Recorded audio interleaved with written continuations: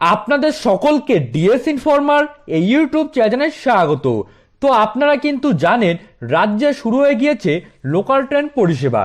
আর এই local train পরিষেবা শুরু হলেও অনেকেই কিন্তু মানছেন না করোনার বিধিনিষেধ, অর্থাৎ অনেকেই পরছেন না মাস্ক, তার পাশাপাশি মানছেন না করোনার দূরত্ববিধি, যার ফলে যাত্রীদের মধ্যে কিন্তু দেখা মিলছে চরম বিশৃঙ্খলা।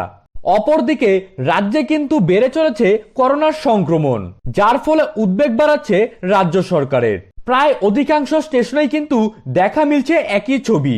প্রশাসনের তরফ থেকে সচেতন বার্তা দেওয়া হলেও তা কিন্তু অনেকেই এড়িয়ে চলছেন, যার ফলে এবার কিন্তু প্রশাসন নিতে চলেছে কড়া পদক্ষেপ।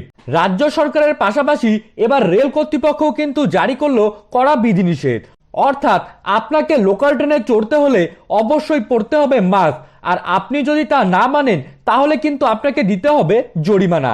তার পাশাপাশি আপনার কিন্তু শাস্তিও হতে পারে। এই কারণেই কিন্তু রেল কর্তৃপক্ষ প্রতিটি স্টেশনে স্টেশনে মোতায়েন করেছে অতিরিক্ত রেল পুলিশ, এবং প্রতিটি ট্রেনেও কিন্তু বাড়ানো হচ্ছে রেল পুলিশের সংখ্যা।